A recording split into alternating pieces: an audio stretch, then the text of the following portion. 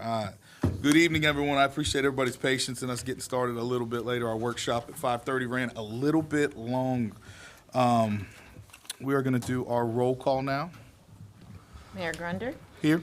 Vice Mayor Miller, Here. Commissioner Bloodsworth, Here. Commissioner Howell, Here. Commissioner White. Here. And we will do our invocation and pledge, and it's going to be done by Senior Pastor Dr. Greg Waltemere from First Baptist, oh my gosh, First Baptist Church of High Springs. I apologize. I'm First Presbyterian. I apologize. Let's pray. Heavenly Father, we thank you for these commissioners and for their willingness to serve. And we ask that tonight you just give them a mind of clarity and a spirit of unity as they seek to do the best for this community. And we thank you for that in Jesus' name. Amen. Amen. Thank you, sir.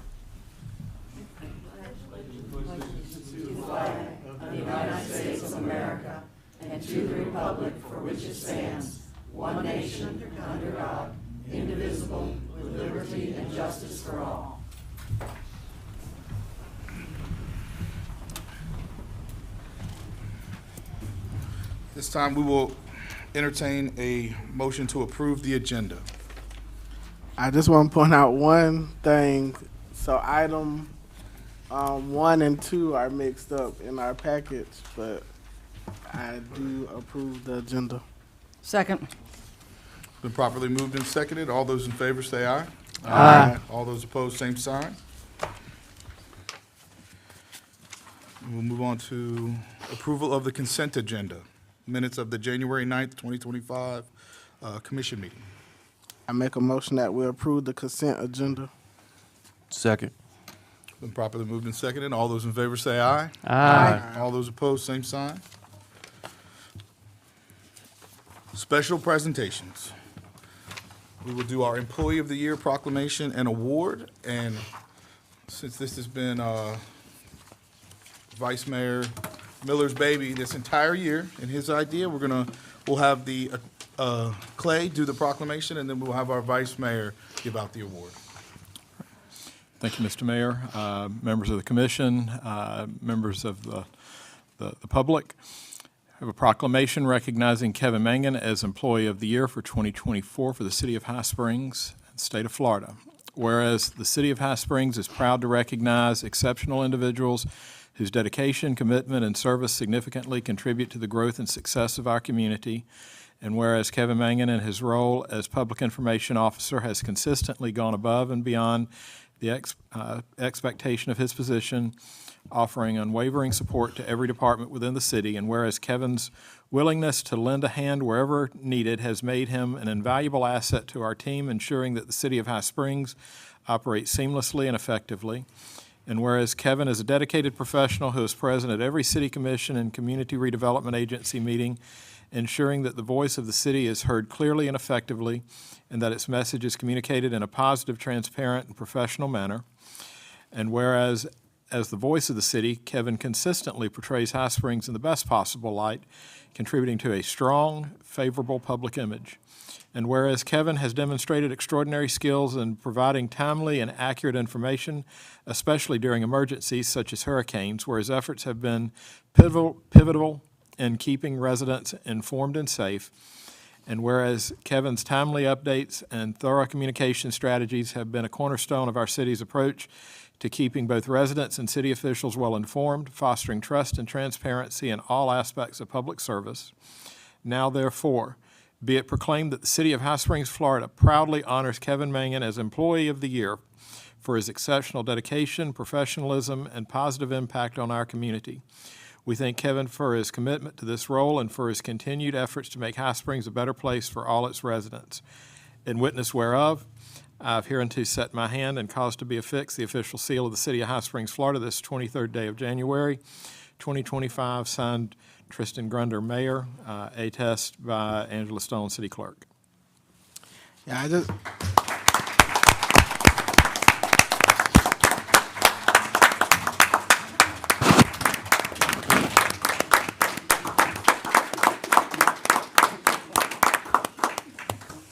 The only problem is nobody's going to take a picture, so it's like it never happened.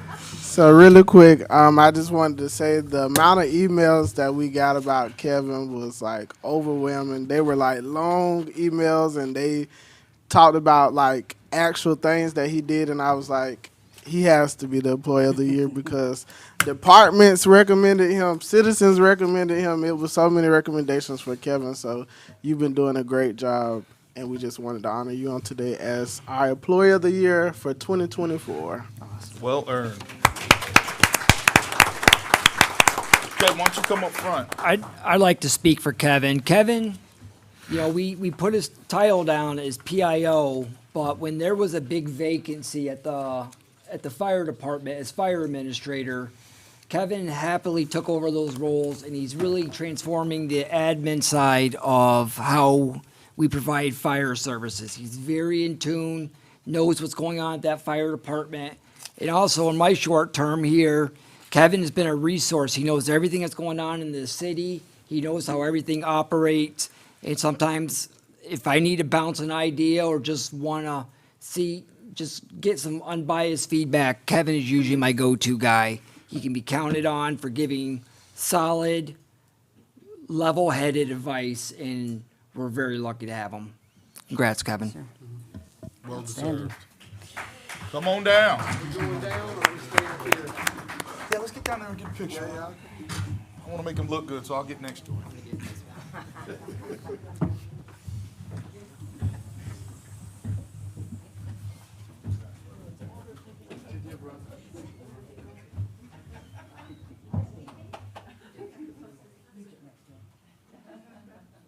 Very well deserved.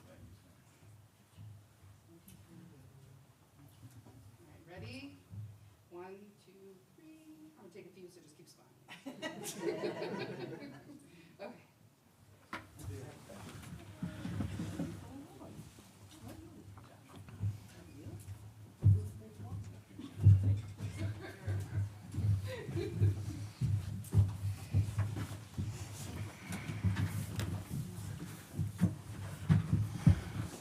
Mr. Marshall, I know you weren't here when Air Liquide exploded, but I'm pretty sure that Kevin went, I don't know, 80 or 90 hours straight without sleeping. He was there the whole time. We've used Kevin. He's also deployed up to multiple different places and represented us extremely well. So, Kevin, very well deserved. Oh, I like starting like that. Move on to unfinished business. Item 1, we're going to discuss, consider, and act on remaining charter amendments passed by the Charter Review Board in 2024. I believe, Ms. Weller, you're here to represent the Charter Review Board.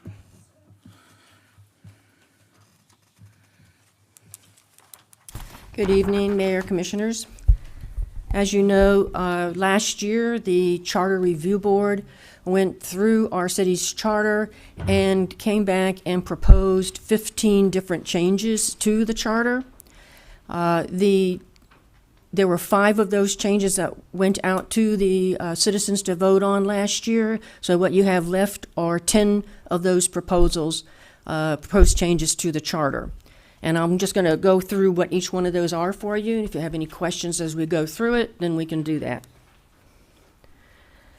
The first one was in section 2.01, which dealt with the composition of the city commission.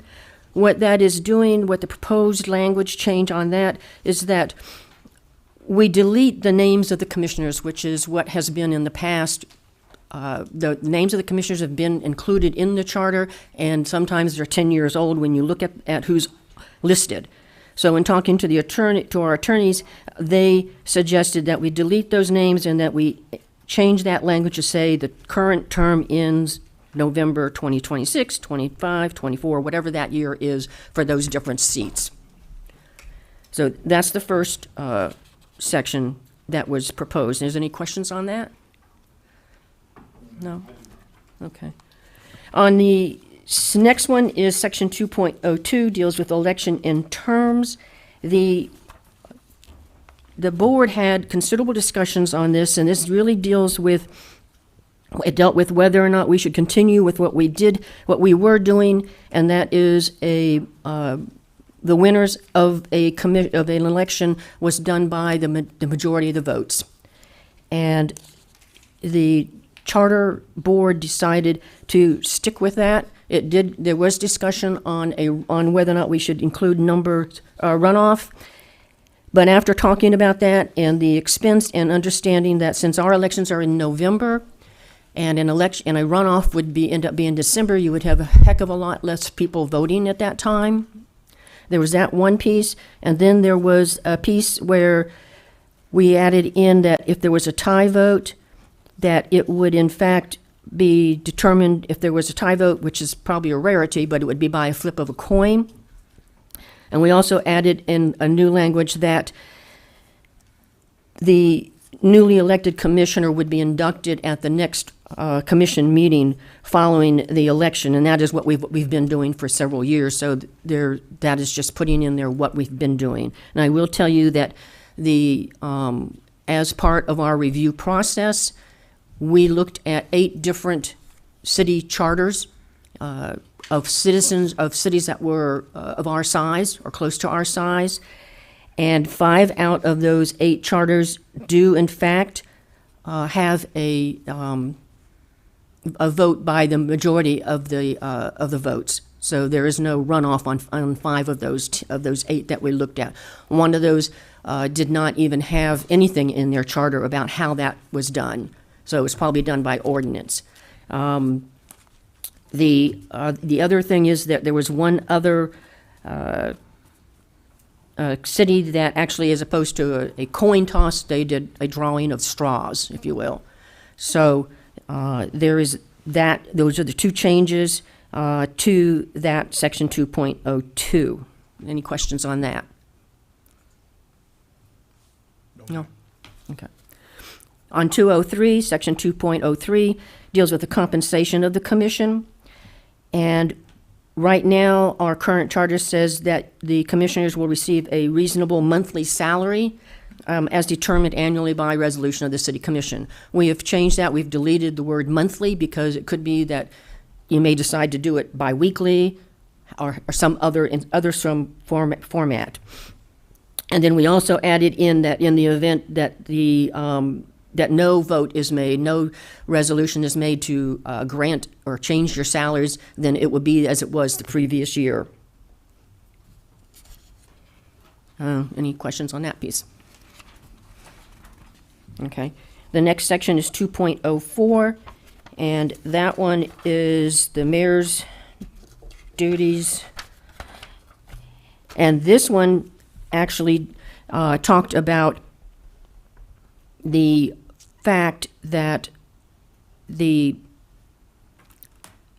commission normally has picked a mayor on their own decision. When there's a meeting, at that first meeting in November, you decide who the mayor is. We have added language or suggesting language that says that the mayor will serve for 1 year, and if the commission decides that they would like for that person to continue for a second year, then it would have to be by a supermajority. Any questions? All right, and then 2.06, commission-employee relationship. We have added some strengthening language in that particular section. We've added language that says that a commissioner cannot give any orders either publicly or privately, directly or indirectly to an employee other than commission orders to a charter officer. So that either publicly or privately, directly or indirectly is the new language. We've also added that commissioners may discuss with the city manager any matter of city business. However, an individual commissioner cannot direct or order the city manager to act on any such matter. That has got to be a commission decision. And the piece that we added to that was that a majority of the commission, if they feel that a commissioner has done something to violate the charter, then they may vote to censure that member for the violation of the charter, but again, it has to be done by a majority of the commission. And once again, on looking at other cities and their charters, there were 6 out of the 8 city charters have specific language that deals with adding their language, actually had publicly or privately in their language in dealing with employees, that they could not deal with employees publicly or privately or directly and indirectly. Any questions on that? All right, section 2.08, city commission meetings. The, evidently, Florida law now requires 72 hours notice for special meetings. So we've changed that language to reflect that. We've indicated by 3 days' notice, and we've deleted language that said the first meeting of newly elected commissioners to be inducted would be held at 10 o'clock in the morning the day following the election. We don't do that. We do it at the next commission meeting, so that language was deleted. Any questions? Okay. Section 2.09, forfeiture of office. That is a new section. There is no language right now in the charter on that. And but we've put that language in there, proposed that language to recognize that there's a need for due process to be afforded a commissioner if, in fact, they were accused of forfeit of something, of some kind of violation. And the language that we're proposing talks about the fact that a commissioner may forfeit their office if they, at any time during their term of their office, lack any of the qualifications for the office as prescribed by this charter or by law. You could have a situation where a commissioner moves out of town and they're no longer lives within our city limits. We have High Springs has High Spring addresses over in Columbia County. A commissioner could move over in there and say, I'm still a member of High Springs. I still have an address of High Springs, which is not accurate because they don't live within city limits. You have the second piece is if you violate any express prohibition of this charter. The third piece is if you're convicted of a felon. And the fourth piece is that if you miss 3 consecutive regularly scheduled monthly commission meetings without being excused by the commission. That particular piece is already in the charter. We've just put it in this particular section.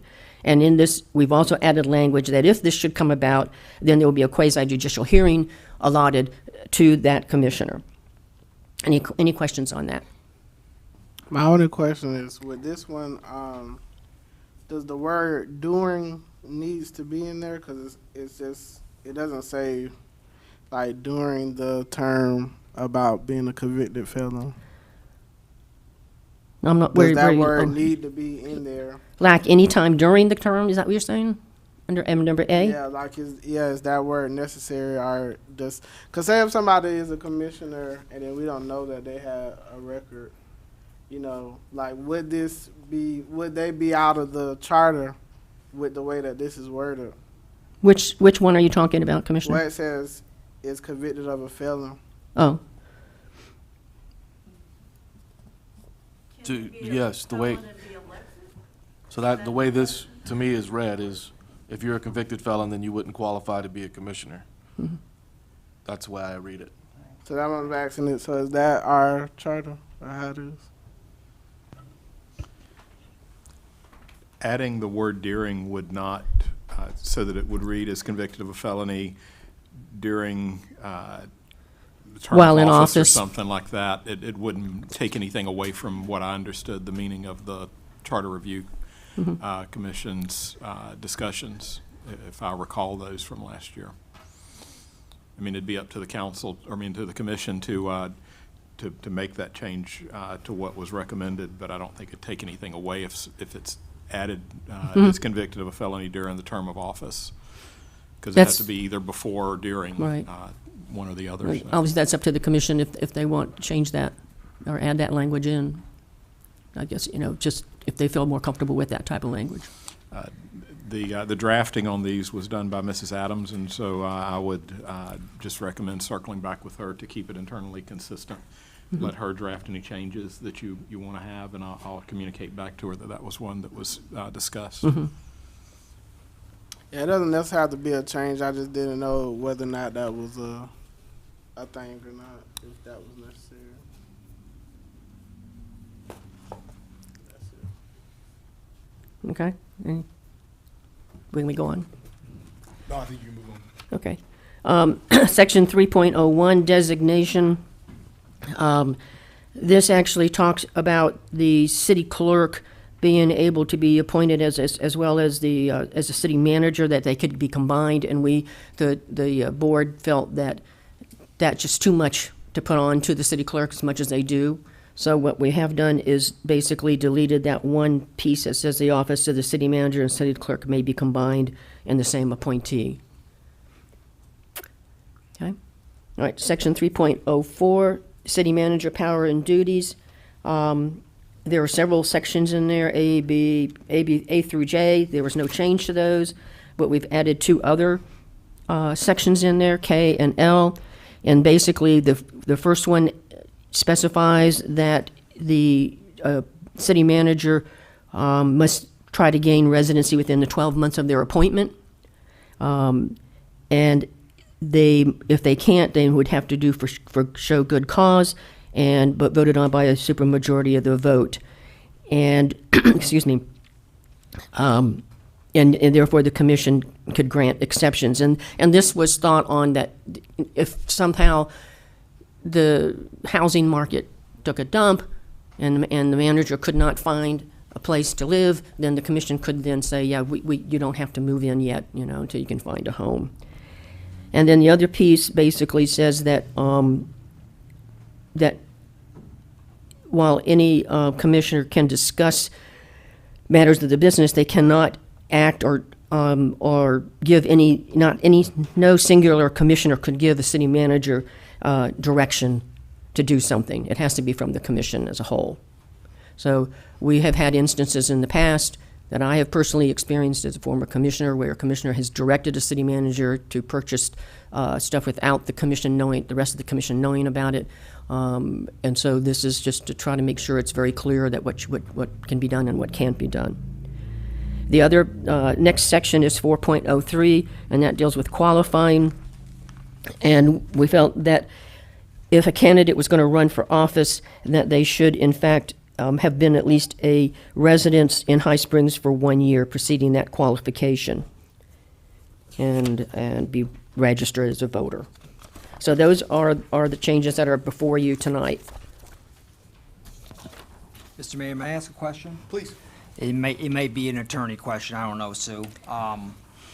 Updating notice for special called meetings, you said there's a state statute that requires 72 hours. Is there an exception to that if there's a state of emergency? For example, I think it was Hurricane Helene came so sudden that we wouldn't be able to give you 72 hours. Is there an exemption? I don't know if this is you or here, but is there a way I could do That's an something emergency. quicker? Yeah, this in, is say, just a emergency? special meeting. This is not dealing with an emergency meeting type, Okay. if I understand right. Am I correct? I would have to look at the city's ordinance on the subject. Generally speaking, to have a special called meeting, the rule of thumb is nothing less than 72 by recommendation of the Attorney General's office. Okay. The statutes just say reasonable notice, and they've determined that anything less than 72 is unreasonable for a special meeting if it is a bona fide emergency. And bona fide emergency generally means lives are hanging in the balance. Then you can do less than that. But the agenda for that meeting needs to be confined only to addressing the immediate emergency and nothing but that. Okay, great. Thank you for the clarification. Thank you, Sue. Any other questions? Do you have any commissioner comments or questions? Go ahead, ma'am. I've got a couple of questions. In terms of the dates that we have pre-filled in here under 2.01 for seats 4 and 5, since November 2024 is already passed, should we update that to 2027?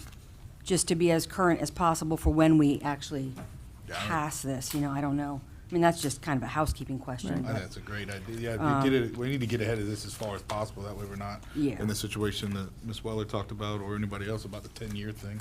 You actually have 2 for 2024 in this. Right. In terms of the plurality versus majority, I know Newberry does it the same as we do as well. Alachua has runoff elections. If I'm not mistaken, though, they do their runoff election the next week. It's pretty quick. I don't know if that's correct or not. I know they had one this year, but theirs is also in April. So do we have to wait a month if we had a runoff election? Or is that something that we could prescribe, you know, if that were something we decided to do? You would have to run your own election and do handwritten ballots to do it. But the supervisor of elections office, as I understand it, would not oversee the runoff. So you would have to muster your own poll workers and follow state statute to do that. So to do it that quickly, I don't know how Newberry does it, so you're not. gonna Alachua get- does, Newberry doesn't. Oh, Alachua. Yeah. I could get with them and see how they do that as far as doing a runoff election, but you're not gonna have ballots printed, you're not gonna, the month gives you time to have it all properly, and to get all the election workers rescheduled. I find that would be Okay, stressful. okay. I think Angela's starting to Yeah, sweat I'm not- right now. I'm I've trying never not seen to- Angela nervous until right that May moment. May I make a statement on this as well? On the plurality, I know when it was originally written, the language that would go on the ballot by the city attorney, where it said plurality, that is not in, what I would suggest is not use the word plurality. I would say a majority of the votes or something like that, so that people understand better, rather than asking, because I heard a lot of questions about what does plurality mean. So it's just a suggestion that rather than putting it on the actual, the ballot itself, because I know you have to limit it to 75 or 50 words, I understand. I believe that's why that word was utilized. Might have been, but, My you know, recollection's I know there were a correct. lot of questions on plurality, if you were to go that route. And that goes to a question that I had for you, Mr. Attorney, sir. In terms of whatever goes through for the next ballot, what is legally required in terms of verbiage, and how can we word these amendments so that it's clear to everyday people? Because that was one of the most common questions I got, is what does this mean? Right. And the previous ones were pretty easy, in my opinion, housekeeping issues, but still people didn't understand what they all meant. What do we legally have to put on there? So I'm not going to even attempt to quote what the statute says on that sitting here. Generally speaking, it has to be something that is not misleading, that is clear. You want something that's understandable just as a matter of practice. You know, on this subject, for example, the language you would use would be, because you would avoid the word majority, because it's not a majority, it would be the person getting the most The most votes. votes, right. There have been communities in our area that had language in their charter for years that said the candidate getting the most votes, and that had been interpreted for years to mean a majority with a runoff, until somebody looked at it and said, whoa, wait a minute, that's not what that says. And I believe, I'm going back to the 90s on this, maybe even the late 1980s when all of this happened, but you know, I think there may have been a court case or a threat of a court case before they interpreted it exactly as it said, which is receives the most votes, meaning a plurality. So, you know, I would recommend to Danielle, if she's, you know, drafting final ballot language, that maybe she found a way to incorporate the word plurality, you know, in some fashion, plurality meaning the candidate who receives the most votes, because plurality is a very specific and defined term that isn't subject to confusion like the phrase might be. And so I could see, you know, wanting to clarify what plurality means, but I don't know that I would avoid the word altogether, Okay. because it really is a well-defined term that can avoid someone being misled by the phrase. If receives people the most understand votes. what the word means, most people don't. Right. Correct. That I've spoken to. And it may mean that we've got to draft the ballot language in a way that we use the word plurality, but also explain what it means, and also do that within 75 words. Yeah. Right, So- so 75 words is our limit. Okay. All right. You know, because for me, from my perspective, my preference is to have people sitting up here that received the majority of the votes. You know, I think that represents the community more realistically. Let's see, the 2.06 Commission Employee Relationships,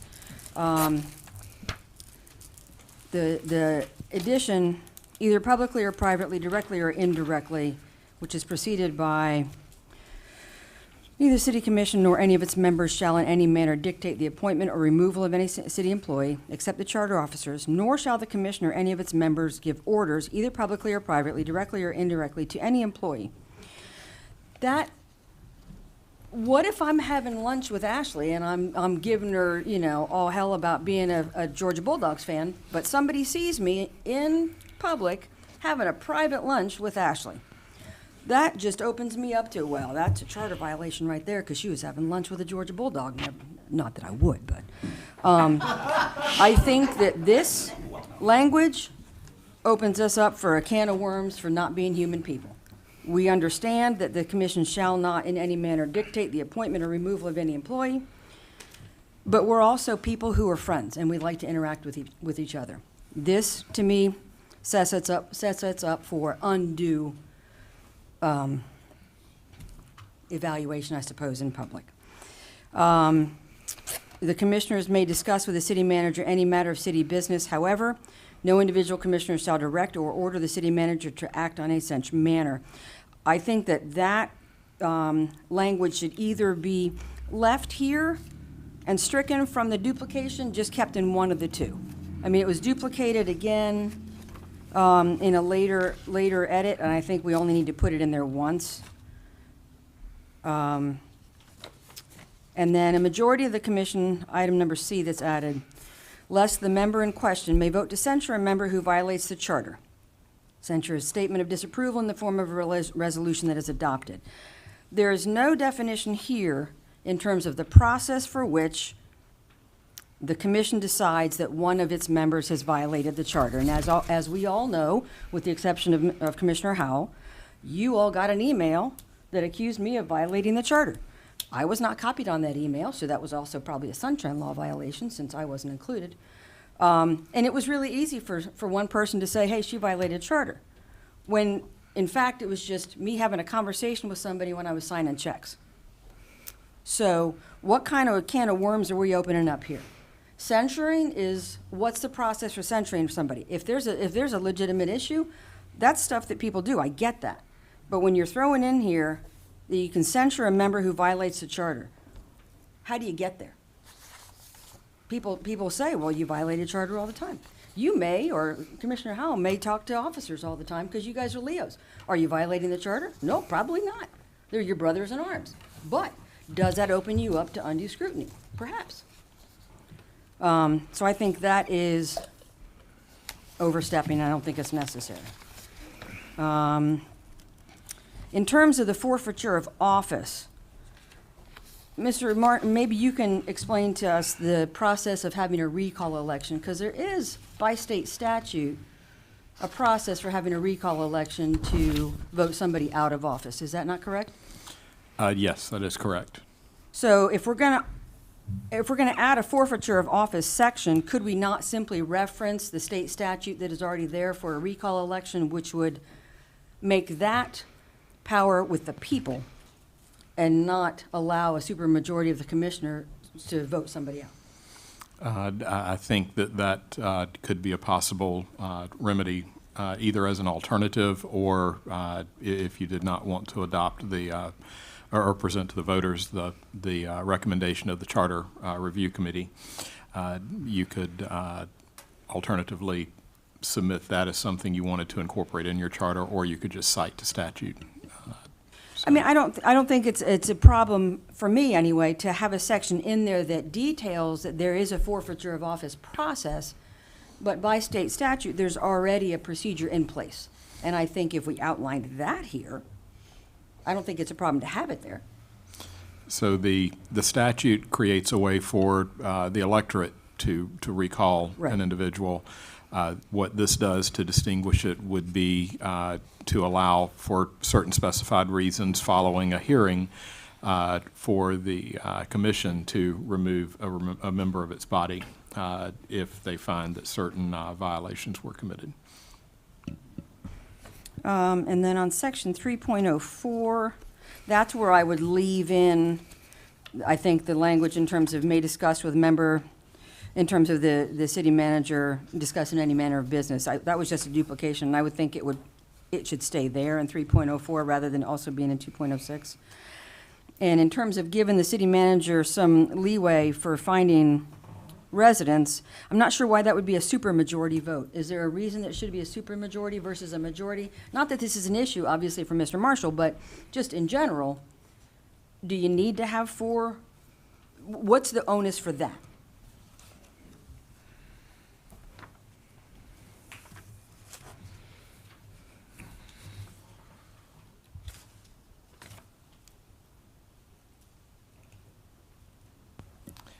So I don't recall the substance of the discussions of the Charter Review Committee. I would have to defer to Ms. Wells as to why a supermajority versus a simple majority was written in there. But we're talking the difference between 3 versus 4 Right. votes Right. is what we're talking about as a practical matter, assuming you have a fully comprised commission at the time, so, or composed commission. So that's my only input there. I don't think I have any other questions. Ms. Weller, was there a reason you guys went with supermajority on that? I think it was just because we wanted to we wanted that again, because you now have one person that, we want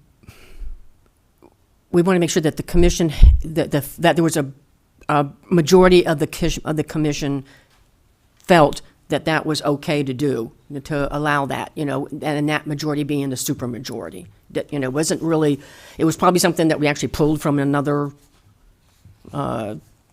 charter.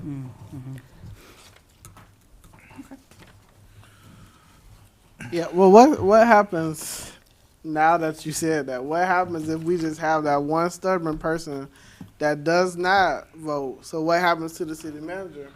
Are they on the leave until he finds a place? Is he on the leave for 30 days, or like what happens to the city manager then? It's up to the city commission what they want to do.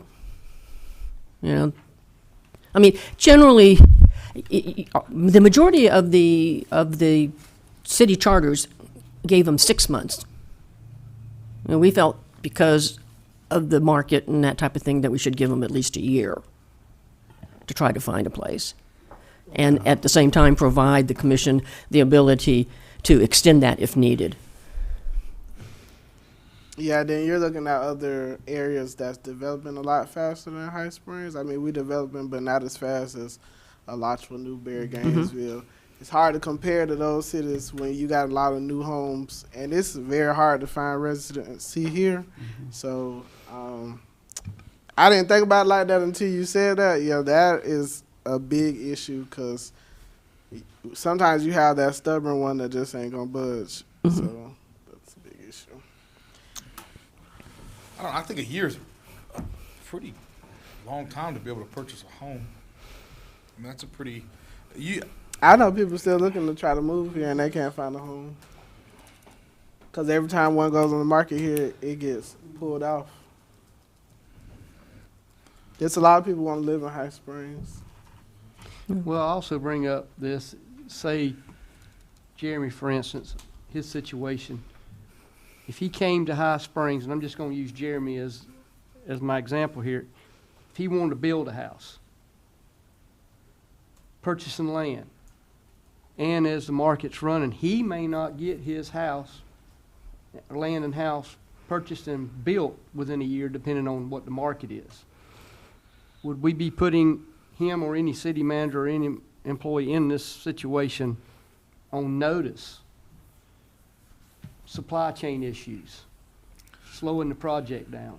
I think that would show that you're in the process, you're moving forward, you've shown a commitment, you've purchased, you know what I mean? I think Yeah. that's more than, I think this is mainly for dealing with people that are slow walking or Just not maybe- doing anything. Right, job, looking outside. I don't know. Yeah, but just the fact that it is a super majority, because some people aren't understanding of situations, so they don't view it like you just said. 12 months is more than enough time. You may be the one to say, well, 12 months is more than enough time. You need to find you a house, and then everybody else might be like, well, he's trying. Or another pandemic comes up and it's hard to find a home, but you just don't feel like that's enough time. Well, you can always change it to majority as opposed to supermajority. You know, if that's you know, the I kicker almost there. thought you guys were using it because that was a consistent theme throughout the Right. charter was the Right. supermajority. I hope we're not that unreasonable, guys. I I really. know, I know. I mean, it almost worries me for I mean, what looking we at think we meetings in are. the past, I I'm believe like that's terrified important. now. Go back talk about Kevin. And you gotta- wouldn't want to force an individual to have to buy a house just to set standards of accepting this agreement. Yeah, I like what you said, he's at least moving forward. Right. But if it came down to it and him and his family was forced to accept a home that's not what they want, then we've just put them in a financial burden before they even get started. Well, technically, he's been started for a year, so he's not just starting. He's Yeah. been started. The sad truth is that we're not going to do it to you, Jeremy. We love you to death, but we could come up as a commission right now and fire him. And then I So that brings me to gave my. you a year, but you only made it a year and a month, so I'm glad we got you in under that year. But, you know, I mean, but that's a terrible. I just feel like we're looking at it like a very negative way, and that just might be me. I'm a very optimistic individual. So when you think about it, so God forbid, next meeting you fire me. You all vote, I'm gone, I'm fired. You got to hire a new city manager. There's a good chance that city manager is going to come out from out of the area. We'll say they live in Tallahassee. You hire somebody don't hire somebody in Tallahassee. So, somewhere else. I like the way you're thinking. But you got to remember is once they start, like me, I got down here just as fast as I could. I hooked on a camper and I drove down here. I may have to sell a house. I may have to pack a house and move it, find a house here, which was not easy. I got lucky finding the house I did, but there was not a lot of market here. I would say the language in here allows you to extend it. A pandemic hits, something, the housing market just tanks or whatever.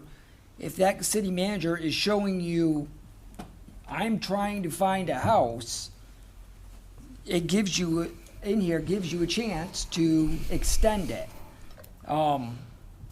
Also, I wouldn't want to live out in Gainesville for a lot of reasons. Much But I safer wouldn't here. want to drive in. My commute right now is 3 minutes. So if something happens, I can get to City Hall in 3 minutes. And that's the main thing about city managers living in the cities. Really two reasons. One, can I react in a timely manner to an emergency? And two, am I invested in the community? Those are the main two reasons that you have residency requirements. But you got to remember, if you fire me next meeting, your new city manager has to go through a whole process to get a house. And like Commissioner Bloodsworth said, if I wanted to build, because I looked at building because I couldn't find a house, there was a good chance I still would not be in a house. So this amendment gives you the commission reasonable alternatives to work with the city manager after you guys fire me. I think you're safe. Yeah, I just don't think that the problem is the extension. The problem is that everybody has to agree. That's Well, the issue. You can change that. We can change. Yeah, right. We can change that down. Would you feel more comfortable majority? Majority. Yeah. Okay, done. We can do that. I'm for that. I don't like the idea of going to a runoff, and it's not for any other reason than cost. Honestly, it's just for cost. I saw we had so many issues. We were worried about what it was going to cost to put all these charters on the daggum ballot alone. Now to stand up a whole nother election right after. I don't like that. And we're only going to run into that with 3-person races, and we've had them. But, you know, I don't know. I think the person who gets the most votes in a small town like High Springs, that's a pretty darn good indication of who won.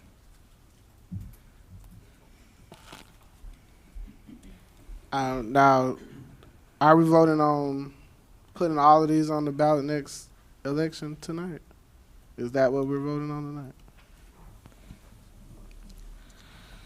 So it does say act on here. You have the option to act, but you've made a lot of language. Clay's got some things he wanted to tighten up, and there's some language whether you want to do a majority or supermajority.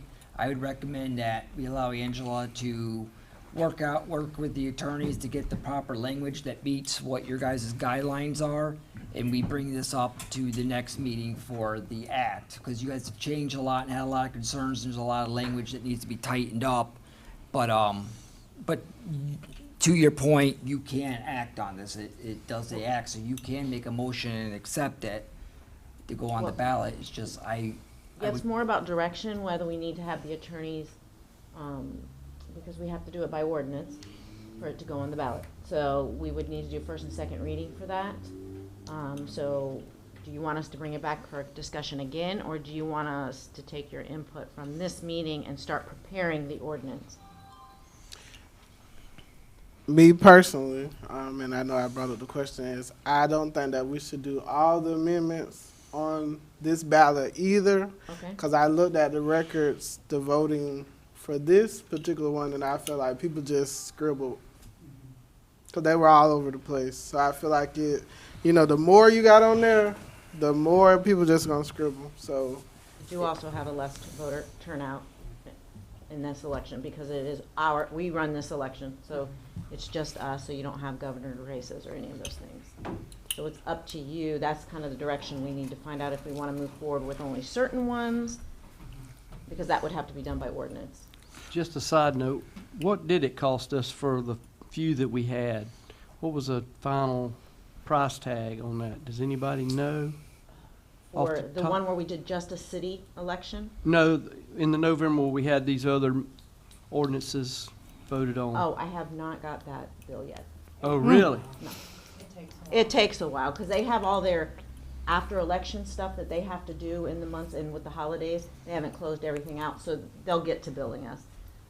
Right when we were running the election, I had just got the other invoice from the February, March election. So it takes several months for us to get the bills in. Yeah, it's normal. We definitely need to do something with this, though, and we need to get it done, because this charter amendment thing's been hanging out there, and I feel like we just keep kind of kicking it down, and I don't know if we're kicking it down because they haven't had an update. kicking They hadn't had an update in like so many years before we even did anything. So us getting 2 of them done is better than nothing because we're actually getting some progress because they got none before we were up there. So we can get it done. I mean, I think you put it on the. Well, can I make a suggestion? If what we're talking about here now, can we just decide on what ordinance we want to accept the changes? And then if we have questions on, just pulling one off the hat here, 2.01, we hold off on that. Let's go through here what we're discussing now, and let's say yay or nay on that particular ordinance. I like that. And then the one we want to change, then we'll leave it up to the attorneys to say, we're gonna make changes to this, and then we'll do that on the next meeting. Yeah, I If think we y'all- need to get an idea of what we're at least gonna, Yes. what we can at least all agree on right Exactly. now. Let's open it up to citizen comment first on any of these charter amendments, please. And with that being said, we're just gonna go to, what was the number we were gonna go to? Was it 4 point?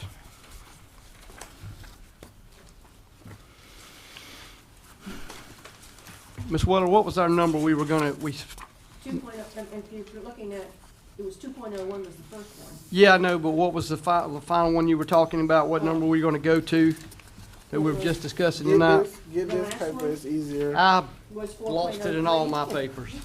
4.03, Yeah, 4.03, thank you. that was the last one. Yeah. Ms. Jones. Good evening, Mayor and Commissioners. I have some comments that I would like to make on this issue that I made before, but I'm going to make them again. The forfeiture, since that was the most recent one we discussed, we have a state statute that says that's what we do. I'm a firm believer that if all of you were voted on, elected by the people of High Springs.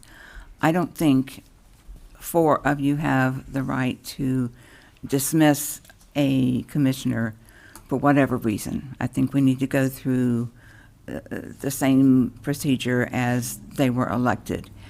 In most cases, if it's a felony or something severe, they're not going to stay. But I don't think it's up to 4 commissioners to decide whether or not another commissioner is to leave this board. As far as the all the language that was put in between the city manager and the commissioners, I knew the ramifications. I mean, I could talk to the city manager about anything, whether it was Mr. Booth or Ashley. I could talk to them about anything. I never directed and would never think about directing them to do anything about any employee or any issue. I gave my opinion. I did on employees and issues, but I never directed the city manager to do anything, and I don't know of anyone who did. Ms. Weller said she ran into that. I've just never seen it.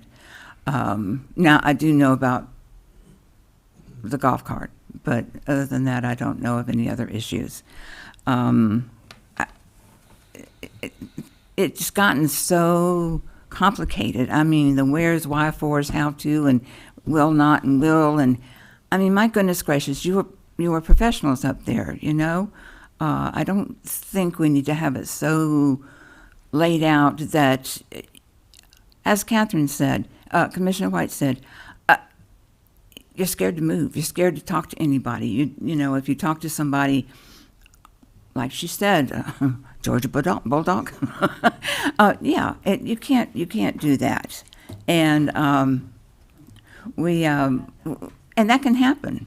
You know, I just really think it's getting too tight. I really do. That's my opinion. There was as far as using other cities. My husband's a math teacher, was a math teacher for 37 years, and I got lots of information over the years as to how to look at things. Anyway, you can get cities or statistics anywhere. You can pick and choose 4 out of 5, 5 out of 8, or whatever. Thank you. Thank you.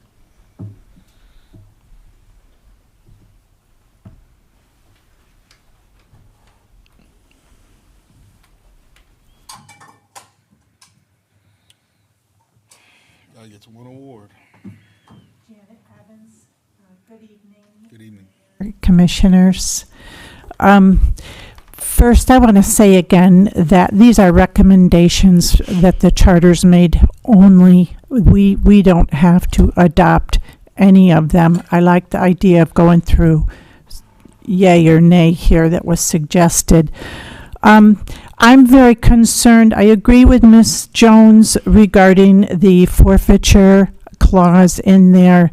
I have fondly adopted going down memory lane, and too many times over the course of the last few years, we have had lots of 4-1 votes on controversial topics.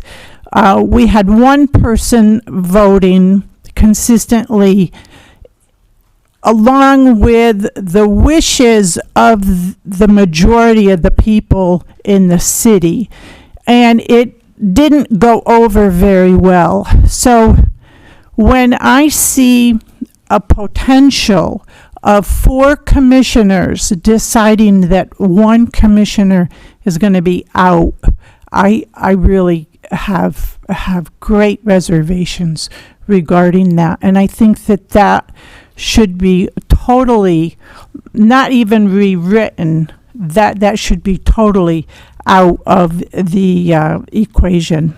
And I can give you some examples of how that's gone, but historically, that decision of removing a commissioner has been left in the hands of the people, and I say that that's where it should continue to stay, is that it's the people who make that determination, whether a commissioner stays or goes. Thank you, Ms. Evans.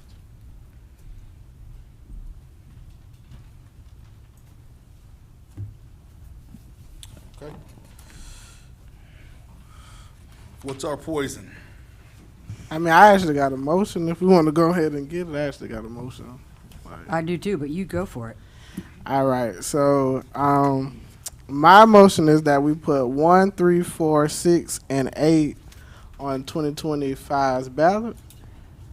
2, 5, 7, 9, and 10 be revised, and we discussed about that being on 2026 ballot. Can you say that again? I'm sorry, Mr. Vice Mayor. 1, 3, 4, 3, 6, and 8. 4, 6, and 8. Okay. On this ballot, and then 2, 5, 7, 9, and 10 discussed about the revisions and then placed on the next ballot. That's very close to what I had in terms of what I was comfortable with going forward, so I'll second that. With the one caveat, if I could, Mr. Vice Mayor, for number 1, which is section 2.01, updating the year to 2027 for both seats 4 and seats 5. Oh yeah, that's fine with the revision of the motion. Mr. Mayor, one thing I had in my notes from the prior discussion was on item 6, which was special called meetings, that the city attorney's office modify the language to distinguish emergency from special meeting, because an emergency meeting is a unique kind of special meeting, and we would not want someone to challenge your ability to have an emergency meeting. So do you need Vice Mayor to? Oh yeah, with that edit as well. Okay, so Danielle will work with Ms. Stone to return some alternative language there. What do you think, Angela? Clear as mud? Got it? The numbers correlate with this, correct? The one that I handed out? Yeah, okay. Yes, I'm just ma'am. making sure. So that when I'm communicating with Danielle, that I give her the same information. You got them. Did I go too fast? No, 1, 3, 4, 6, and 8, Okay, yeah. right? For 2026, With the language 2025. change- with language change for number 6. Correct. Got And it. number 1. And date change for 1. And, right. Can you state what those actual sections are, since I don't know them? Section, what oh, you're I talking didn't, about. right, I would have to go through and find the section for you. I had given them a list from the ordinance that it was originally proposed, that it was in the packet. I took the 10 and I just put them in order from there. So the first one There we go. is 2.01. And then the second one to be put on the ballot would be 2.03, 2.04,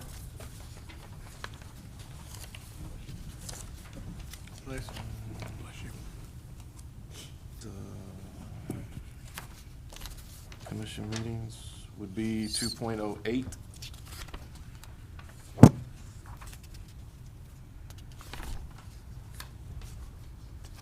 And then 3.01. Okay. Thank you.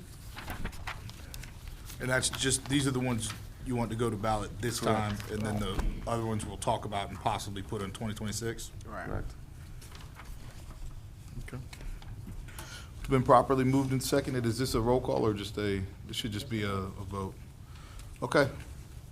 Properly moved and seconded. All those in favor say aye. Aye. All those opposed? Aye.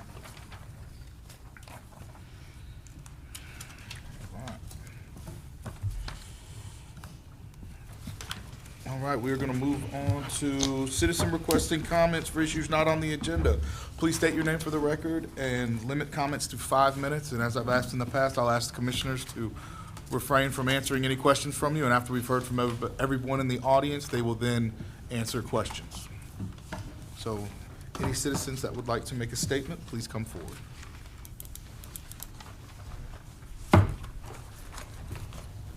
Good evening again. I know that it's difficult. You have difficult jobs to do.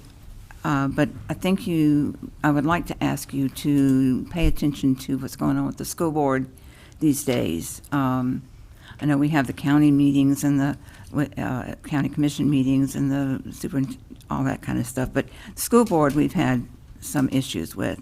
Right now, they are talking about hiring or extending the interim superintendent's contract till, I don't know now, a year and a half from now. Anyway, the contract provides a base of $234,000 over a year. For perspective, the governor of the state of Florida makes $141,000 a year. At $234,000, as I understand it, that's more than the President of the United States makes. My point there, too, in addition to it being outrageous, that's base salary. She gets a whole lot of other stuff, too. School board, the employees, the teachers rejected a less than 2% raise. And people wonder why. As I said, I've been married to a teacher who taught for 37 years, and we have been through the ups and downs of no raises, of a little bit of raise, and, it just really is difficult. And when you hear of a interim superintendent getting the kind of money that she's getting, it's ridiculous. And they need to hear from you. Our voices are so important, as well as the citizens of High Springs. I know I was involved with another issue a couple of years ago that citizens were so upset about.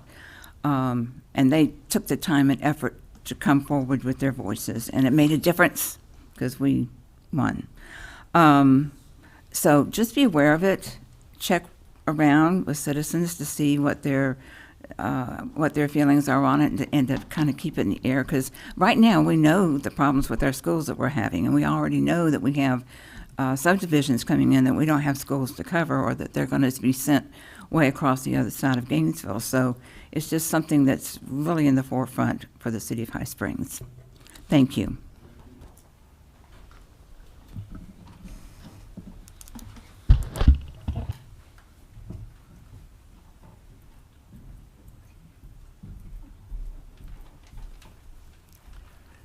Hello again. This is something that I had not planned on bringing up as a topic, but when I spoke about a lot of decisions made over the last few years where there were 4-to-1 votes being made, 4-to-1 decisions being made, and a lot of dissension there and among the commissioners and with the community at large, it made me think about the undue scrutiny that continues to happen with our dais right now, with our dais as it is now. For example,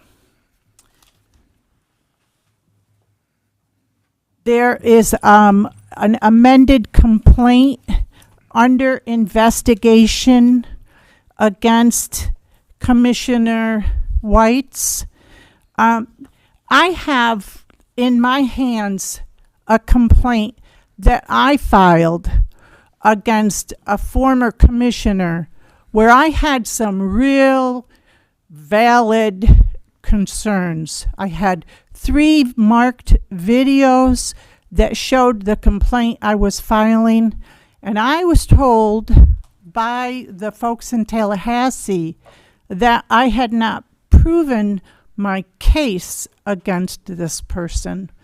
It bothers me because I'm an old lady in the flower garden. I didn't know that I had to prove a case.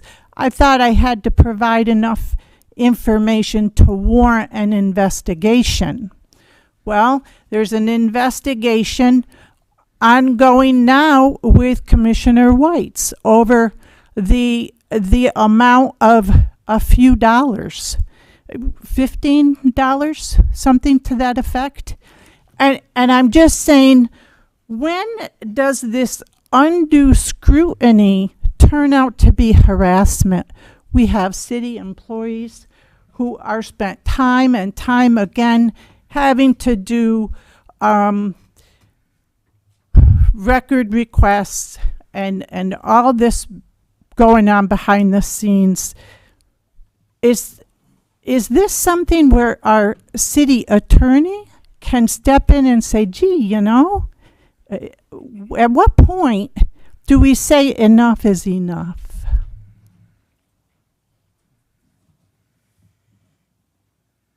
I think it's out of control.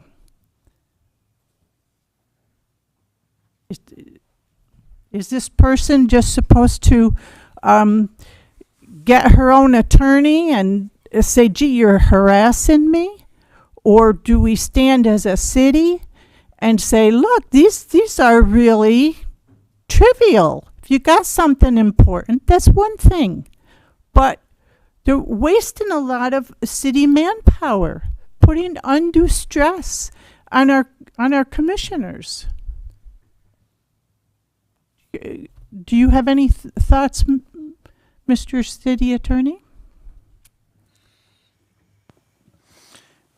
Generally speaking, the issues you're raising are policy decisions for the elected officials, and so it really ultimately is incumbent upon them, along with the people they represent, to address those matters as a community. Our role is certainly to provide advice and counsel on legal matters when we're asked to do so by the commission, and we're happy to do that. But ultimately, we have to abide by whatever it is that is adopted and play that particular role, whatever it may be, as dictated by the ordinances and charter. What those look like, though, is a community decision and a board decision. Is that then something that can be suggested to be discussed and brought up at a meeting as an item of its own? Certainly, as a citizen, you have the right, and you're exercising it now, to make requests and petitions of your elected officials. It's up to them to determine what their agenda is based on those comments that you provide them. Good, thank you. I do. Thank you. I think it's harassment. Thank you.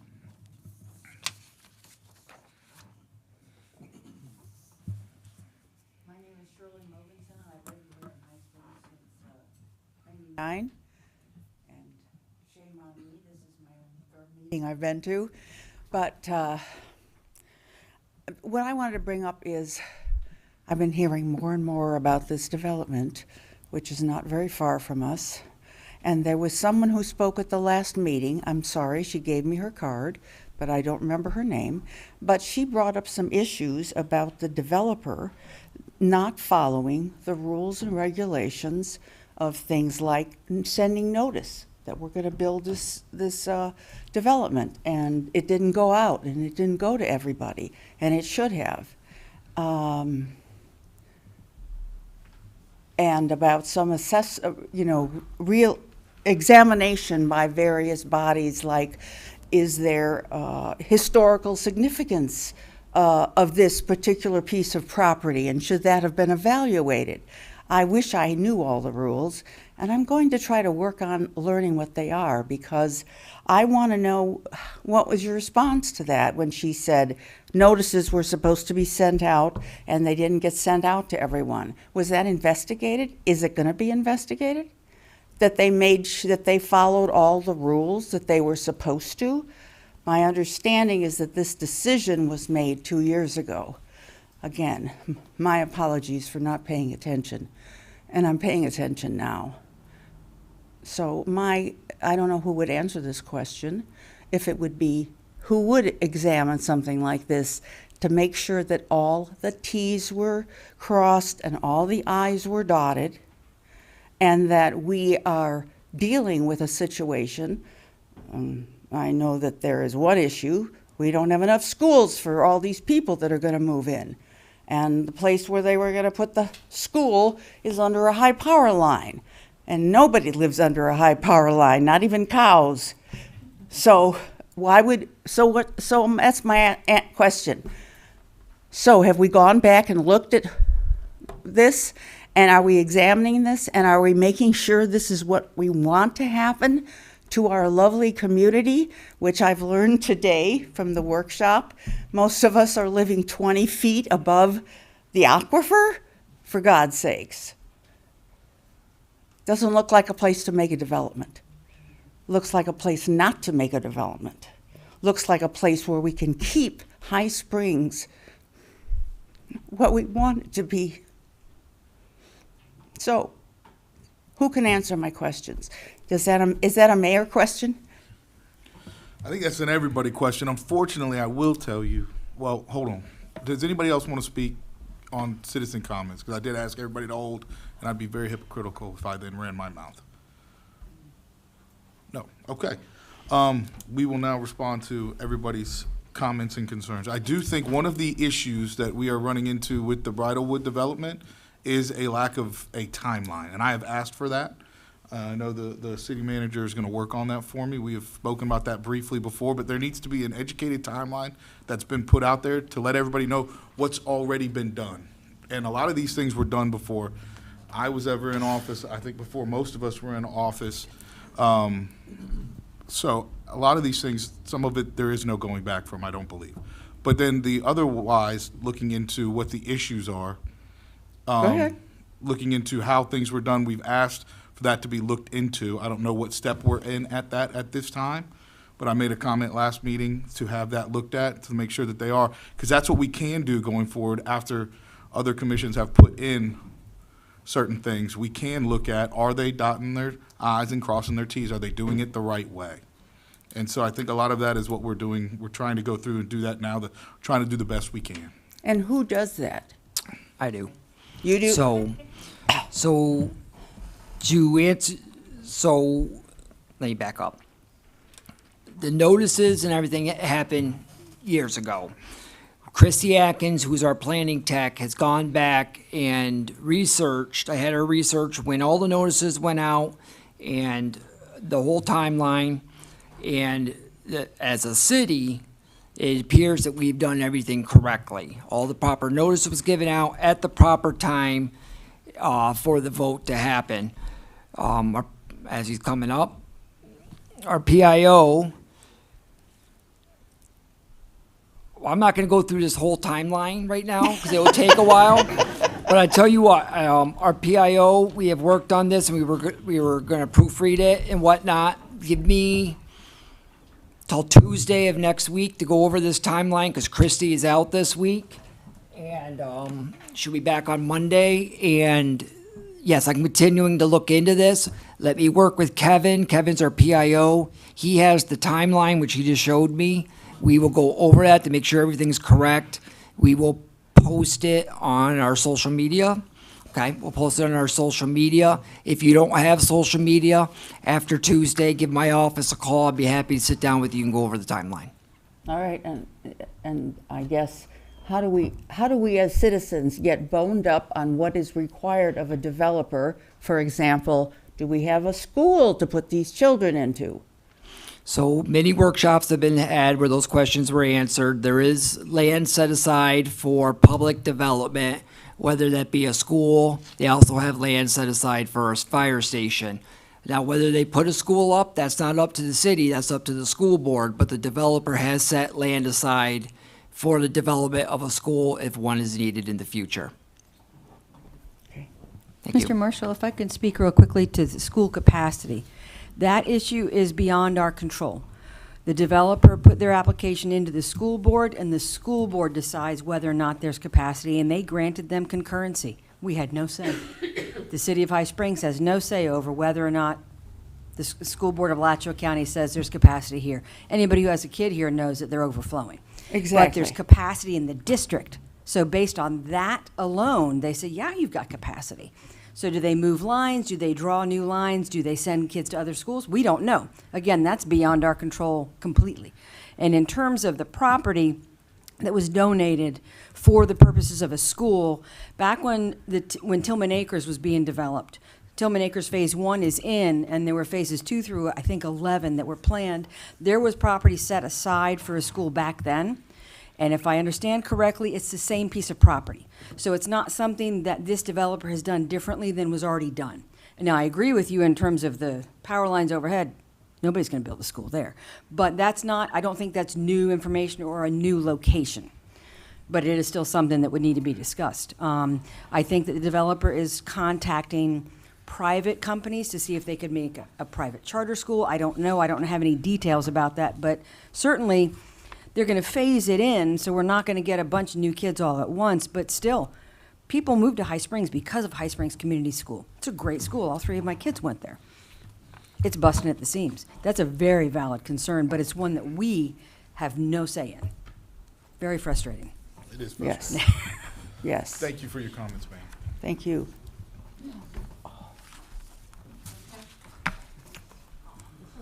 Moving on to new business. We're going to discuss, consider, and act on declaring the Fire Department Reserve Engine 2001 E1 Typhoon as surplus.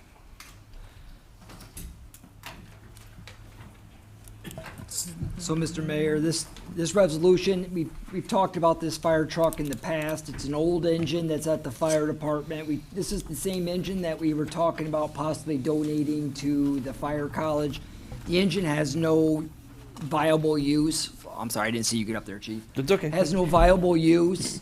It's not safe. There's no need to have this at our fire department. Yeah, we're paying insurance on a vehicle that we really don't need to be paying insurance on. So,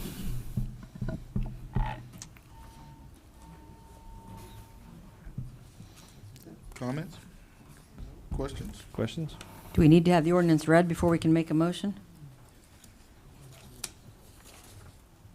It's not an ordinance. Not an ordinance. It says, Are you on the first one? The budget thing? oh, I'm in the wrong way, sorry. That's what you pointed out, and I wasn't listening. Do we have any citizen comment about the surplusing of the fire truck? Okay, I'll entertain a motion now. I make a motion that we declare the reserve engine as surplus. Second. It's been properly moved and seconded that we surplus the reserve engine. All those in favor say aye. Aye. All those opposed, same sign. Thank you. Thank you, Chief.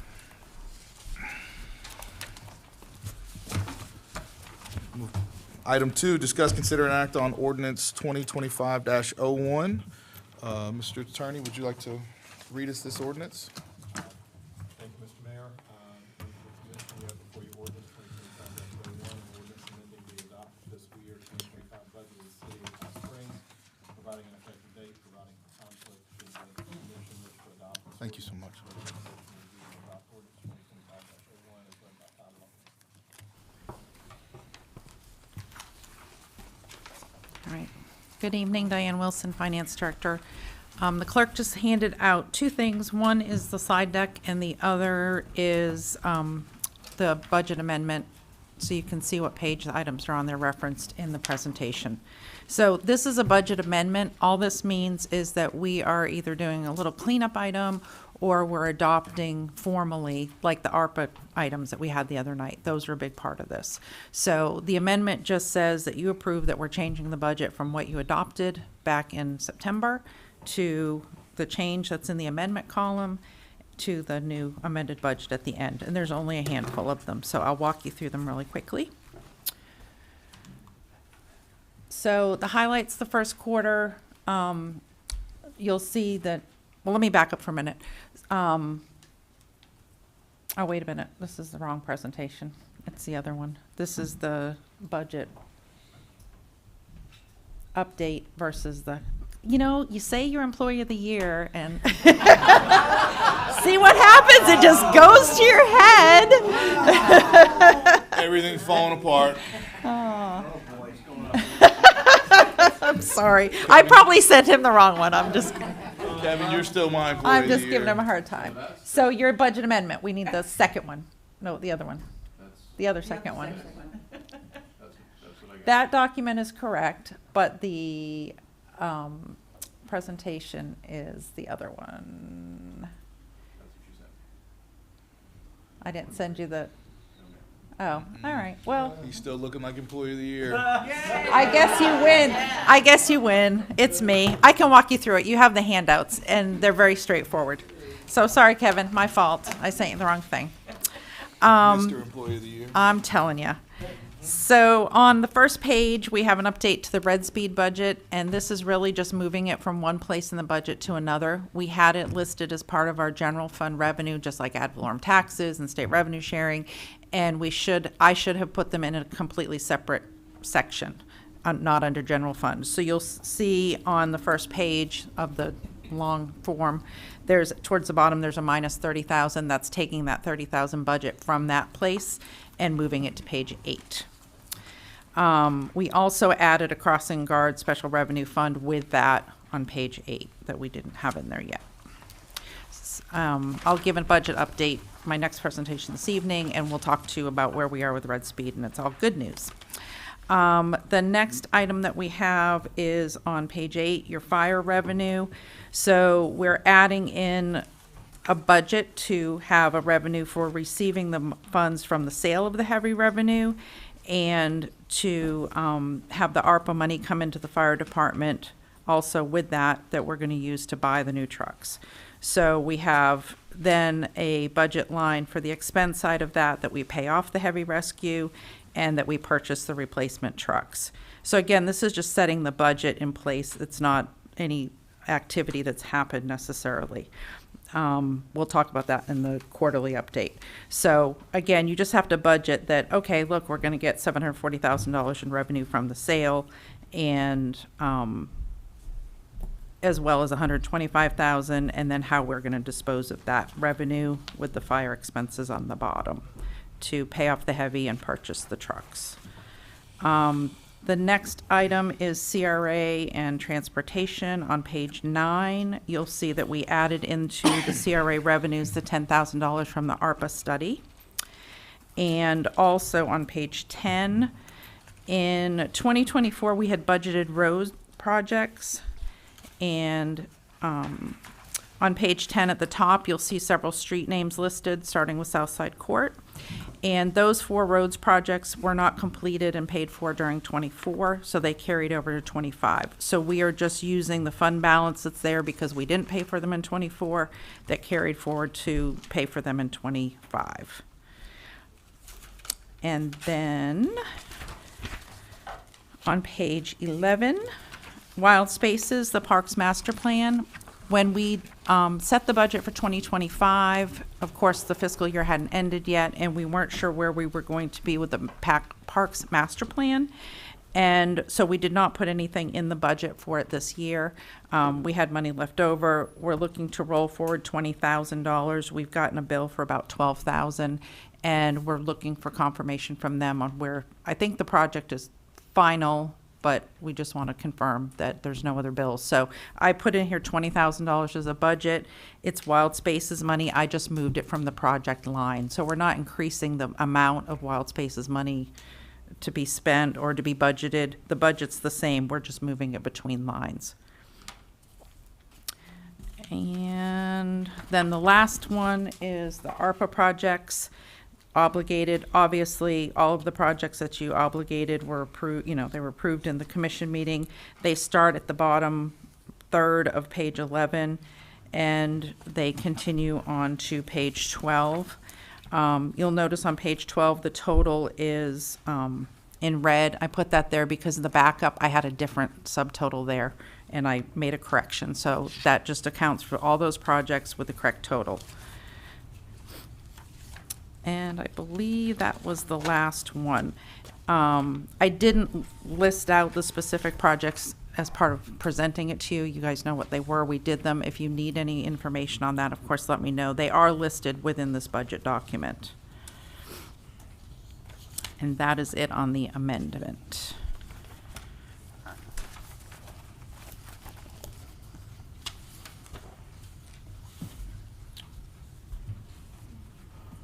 Mr. Mayor, I have one question. On page 3, Yep. Diane, fire remediation donations, $1,674. Yes. Is that what the pancake breakfast made? Yes, I believe that was, and there was an additional donation separately from that I believe was $300 that came in after the breakfast, separate Nice. from that. Your youth council. Very nice. Thank you. You're welcome. Impressive kids. They don't cease to amaze me, I'll tell you that.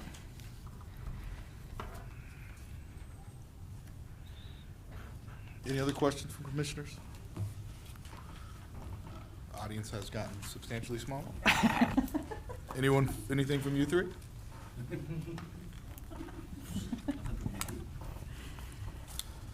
Mr. Mayor, Yes, sir. I inquired about the truck. Do we already see funds from that? How does that work? How does that work? We did. So the funds came in this month. So when I give you the first quarter update, they're not included in that. But we did receive the funding, and we have paid off the 555, that's a round number, to the financing company. So Okay. yes, that has happened. Good deal. Thank you. You're very Checks welcome. at least signed. Yeah. I was just making sure we had the money. I'm with you. That's one of those ones. Okay, good deal. All right, Clay County, I see how you're doing it. Mr. Mayor, I'd like to make a motion that we approve ordinance 2025-01 as read. Second. It's been properly moved and seconded. All those in favor say aye. Oh, no, it's an ordinance. We gotta go off of a roll call. See that? I'm catching. Look at you go. 7 meetings in. I'm gonna get this thing by the end of the year. I'll figure this out. Mayor Grunder? Yes. Vice Mayor Miller? Yes. Commissioner Bloodsworth? Yes. Commissioner Howell? Yes. Commissioner Whites? Yes. That was a super majority, everybody. Y'all see what we did there? Pretty impressive. No big deal. Getting punchy. It's getting late. Moving on to new business item 3. We're going to discuss, consider, and act on voluntary cooperation and operational assistance mutual aid agreement for the City of High Springs Police Department and Columbia County Sheriff's Office. Take it away, Chief. Good afternoon, Mr. Mayor and Commission. This is our a mutual aid agreement with the Columbia County Sheriff's Office. They have a new sheriff, Sheriff Kitchens. Anytime there's a new sheriff, there's an agreement. So we've had this agreement for a number of years. It's not used often, but when it is, it's needed. Any questions?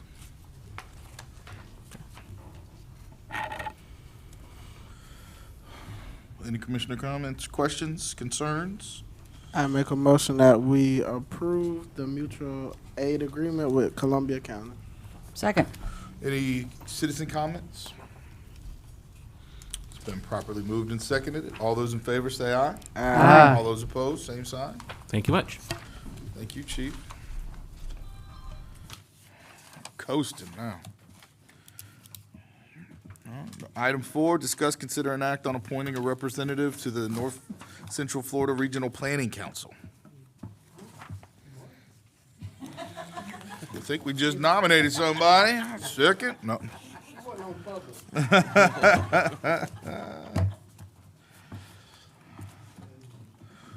Mr. Mayor, I have a question about this. As I understand it, a lot of times that these meetings are happening, it's concurrent with our own commissioner meetings. So the actual opportunity for somebody to attend these meetings is pretty rare. Is that correct? That's correct. To make you feel better, Christy is at every one of those meetings. So if there's a commission meeting the same night, then she goes to the regional planning board unless she's needed here at the commission meeting. So whoever your representative could be, I could set it up where they can get updates as they need and whatnot. But yes, to your point, they're almost always on the same night. Well, I actually nominate Commissioner Whites as much as she wanted to nominate. But I'm on the MTPO board. Well, you gotta have two now. I think we all have, most of us have picked up something. It might You're be followed on you the too. opioid task force. Opioid task force. He's CRA. You're CRA, You're I'm MT. MTPO. And they have meetings that I You guys actually need go some, to on Mondays. I'm new, so Yeah, and Andrew already took a bullet for you for the CRA. As I have learned a new verbiage, it's called voluntold. Yes, sir. So, whatever. Oh, see, that's a positive attitude. I think Chad should have to do it. Since Wayne had a positive attitude, I think Chad should be forced into this. This one's actually... Don't be afraid to take it. Christy is one of the best planning techs I've ever met. She's phenomenal. If you have questions, we could always, whoever's selected, Christy will take care of you. Don't be afraid of this really gotta go. appointment. Where they Then able to I'll plan? just change my nomination, Commissioner, no, Bloodworth. Second. Except. Hey, Oh, goodness. Maria, y'all got anything you want to say about that? Out to citizen comment, if anybody wants to try to save Commissioner Bloodworth. You're not going to vote on it? Oh, we're gonna vote. I want to see if they wanted to nominate you as well. I figure insult to injury. Well, it's been properly moved and seconded. All those in favor of Commissioner Bloodsworth representing us on the North Central Florida Regional Planning Council, say aye.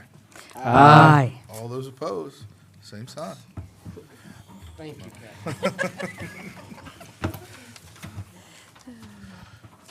Angela, did we vote on the fire truck? We did. Yes. Okay. I First. missed it. Sorry. And new business item 5. We will hear about the first quarter FY25 budget update. What? Kevin was 100% correct. I sent him a PowerPoint instead of the presentation. No presentation?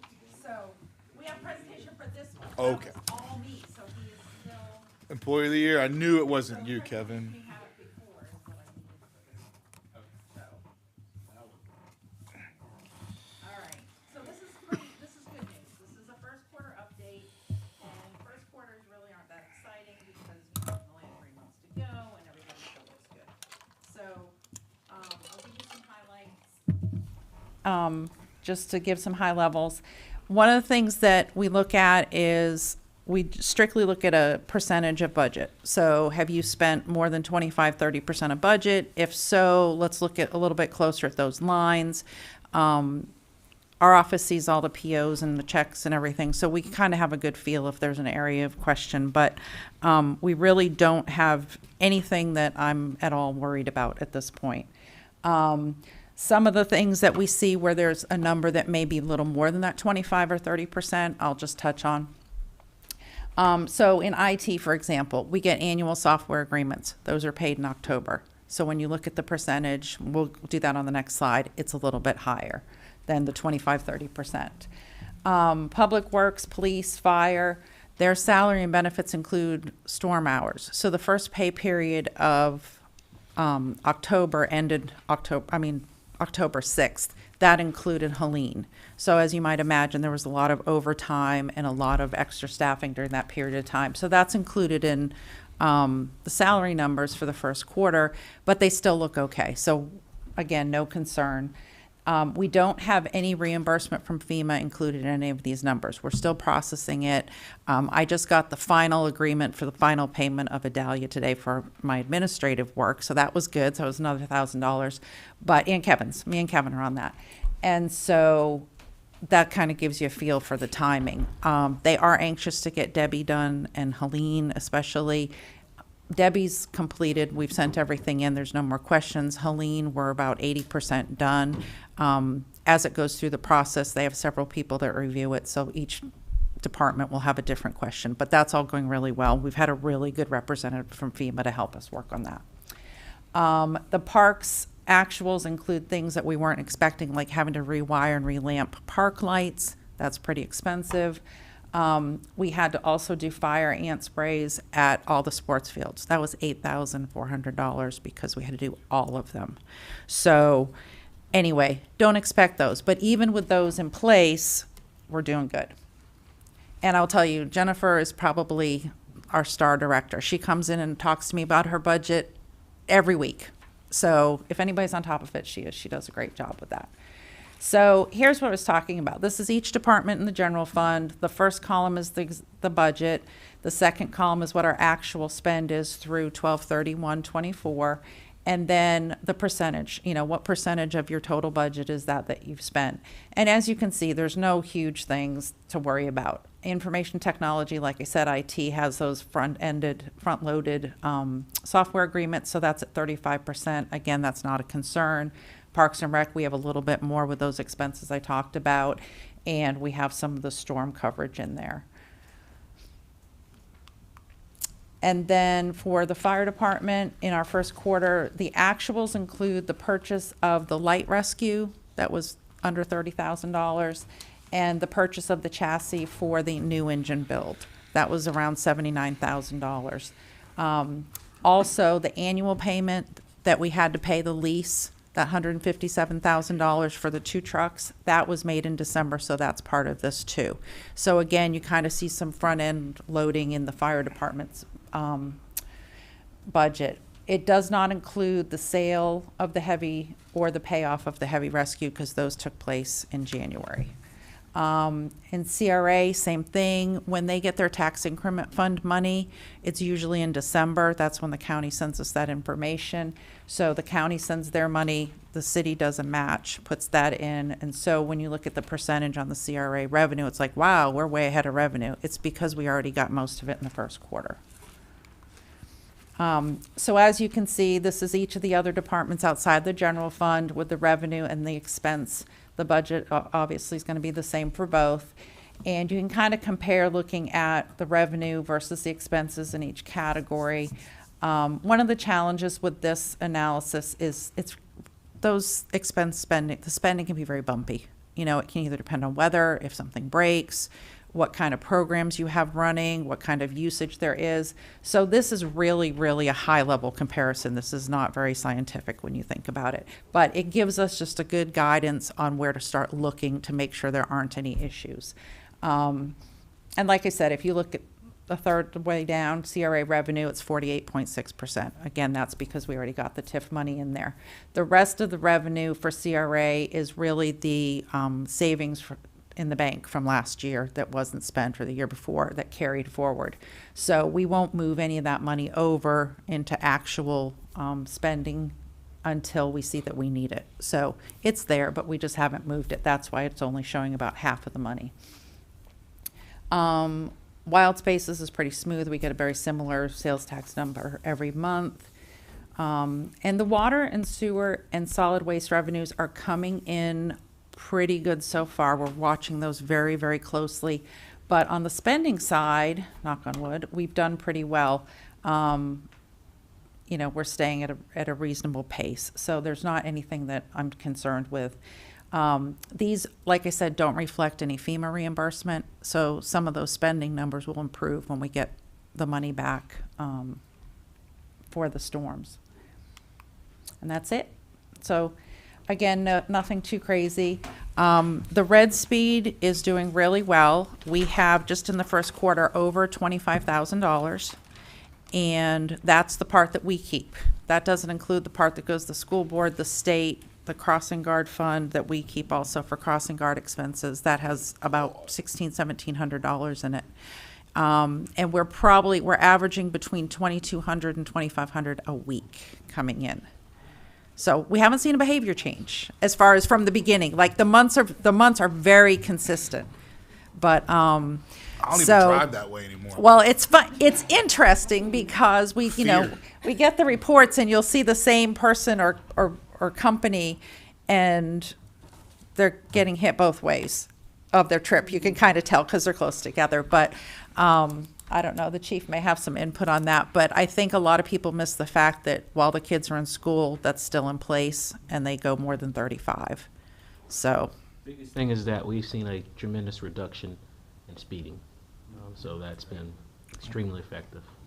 Big reduction. Slowed me way down. I make a left. Mr. Mayor, may I ask a question? Yes, sir. And it may be the chief needs to answer. Commissioner Watts brought up a question concerning a few weeks ago about why is the school board receiving funds from this when we placed it, we put it in there, we got grant, whatever we did. Why are they getting funds from this? State law, it's a number of people that get funding for it, and I've talked with the city manager and we've been looking at and research. I'm going to update them a little bit more, but the allocated amount does go to, it's limited to school safety. So is it staying here in our community, or is it it's just going back to the Letcher County? But Commissioner White had asked, can we direct those funds back to to our school, and that conversation was going to occur, but those funds are limited to security of the school, so you couldn't use it for the AC for the gym. And so the school board may be saying, hey, you are paying for security countywide in terms of, but I'm still researching that, and I'm still working with the manager. Yeah, well, I never heard why. I was just curious if, since you were here, to be able to explain that. Yeah, all the funds go to a certain thing, like we have to put it to a crossing guard. The funding that we do, it has to be for public safety equipment, those type of things. They're very restricted. FDLE gets money, so it's got a lot of different caveats to who gets the funding. It's pretty restrictive, which I think is pretty good. But you said that was kind of state mandated that That's they state law. received. Our state legislators made the law, and they say, hey, this is the amount of money that can go to certain projects. It has to be returned back to for safety and security. Copy that. Mr. Mayor, can I ask a question about that? We have a second crossing guard now down at 441, correct? That is correct. And your funding will take care of 100% of that. And the this kids money. love him. He's great. They love him. Yeah. He's out there on 441. He waves to people. What a breath of fresh air. Absolutely. He's done a It's tremendous wonderful. job. We're going to be working on recognizing the crossing guards at the second commission meeting Oh, this good. month. So we're bringing them all here. So I guess I got a question about water revenue, if we want to get there. So Oak Ridge water bills skyrocketed to almost double, if nobody knows that, because our water meters were not reading correctly ever since they've been installed. So have we got that money back that we lost all of those months since they weren't reading correctly? So the issue was E-coders or Mach 10s, this meter that we have, when they programmed it, the company that did it put the decimal point in the wrong place, and we weren't charging nearly enough for this water. That explains so much. So it's fixed now, and they're getting a regular water bill. The issue's been fixed, so they're paying the same as the rest of the city. We are working with the company that made the error, and I'm standing pretty firm on it, that they need to reimburse us over $100,000 in lost revenue. And one of the things I said, this is one of the decisions I made, is we're not going back to the citizens for it. We can't charge them a year's worth of water bills when it wasn't their fault. It was the company that installed these meters that were going to solve all of our problems, and we're after them. I met with them probably, was it this week or last week? Last week. We met with them, and they're going back to the CEO to see if they can just write us a check. If not, we're looking at errors and omission insurance, but some way, I'm coming after that revenue. It's just, That makes so much sense. We were wondering why the revenue didn't jump whenever we fixed it, when we knew we had so many holes in the water it system. wasn't that many people were affected by it, was No, it? but There's we still didn't have there's the about jump we 200, right? thought we were gonna Yeah, have, I was right? like, I got We a lot lost- of calls. We lost about 100 grand. There Yeah. we thought we were gonna have a jump in There revenue. were, right, and we were very conservative, Right. and because we had estimated the bills for a lot of customers, they weren't going from 0 to 5, let's say, they were going from 3 to 5.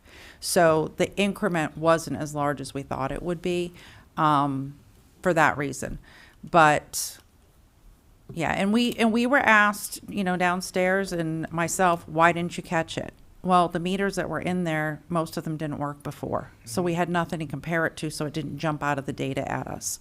And when we do billing, April actually goes through the list of billing, and if anything is even remotely high or hasn't had a read, she'll look at it. But, that's 2,900 bills. So we look at she looks at the big ones to make sure nobody's getting a $10,000 bill that shouldn't be. She's not looking at the ones that have 0, because there's a lot of people that don't use enough to make it tick. You know what I mean? And again, it was registering, the meters were working, they were just off by a decimal place. So, Hard to say that wasn't your fault as a company. well, and the crazy thing is, April noticed early in and really asked a lot of questions, did a great job with them, and they missed it. So it's 100% on them. But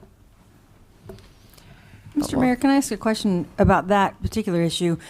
When all of the billing is squared away, how long do you think we'll have an idea of what our net non-revenue water number is? Because our non-revenue water before AMI went in was big. Have we seen that drop at all? We have seen it drop. We still don't have a complete year because November-ish was when the final meters went in. Okay. So we haven't really gotten through, a cycle. So we'll have a better idea even after the summer, once we get through the summer where there's a lot of watering and stuff. Man, it hasn't been like a big drop. It hasn't been that big of a drop. It's only been like a small drop. It hasn't been that big. What do you mean what hasn't dropped? Our non-revenue Our water numbers non-revenue still probably pretty high. I just didn't want Well- to make it seem like we just been Right. balling out. No, we Well, haven't it been will, this is what is on the sold side. So this is what we're selling. We're not comparing it yet to what's coming out of the plant. Right. So for all we know, we've been doing some touches, but again, you're not confident in the data. So if there's 100 gallons coming out and we're billing for 90, there's your 10%. That's industry standard. That'd be great. But we don't have that set of data to put together yet because we don't have enough data to compare it. So, once maybe we get through the summer and we look at what is coming out of the plant and comparing it to what we're selling, then we'll know how much we're losing because you need both those numbers. And like I said, we have the numbers, but it's just not enough to be good data. You know what I mean? Especially there's so much seasonality with water use that it's really hard to tell until you get a full year in. But no, we're looking at those things too. And so just with the building, so we know that that is the proper amount that Oak Ridge is supposed to be paying. Because like I said, I got a lot of calls, and it doubled on them. So they went from 70-something to now 150, 140. Well, they were being billed 1/10 of what they were using, by that decimal place being off. So, this is one of the discussions we had with the vendor. People are watering away and going, "Oh, this is awesome. My bill's $20, we'll say." So they never got a price signal to know to stop watering. And now we fix their meter, they're still watering away. And they're like, holy moly, what happened? Well, water's expensive. It's tiered. The more you use, the more you spend per gallon. So that'll work itself out quickly because people will get the price signal. But they had no idea what, bless you, what their consumption truly would have cost because they were only getting billed at 10% of it. So,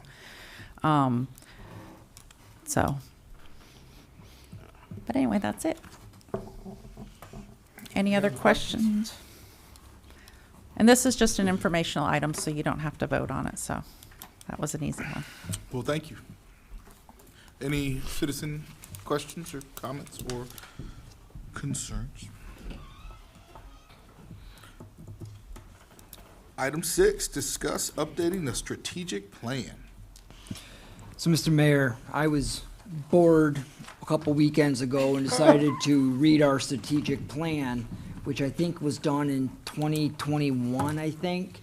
And your strategic plan is a written set of priorities, goals, and vision for the city. The issue I have with the strategic plan helps us with our grant writing and me for budgeting for like a 5-year capital improvement plan. It really helps me and the staff carry out your wishes. The problem I have with the strategic plan is none of you were on the commission when it was done. So we are working on an old vision, and a lot of this comes from your department heads, and half of your department heads weren't here in that strategic plan. So you're working on a plan that was not anybody's voice that's currently here. So I'm recommending that we go through the strategic plan process.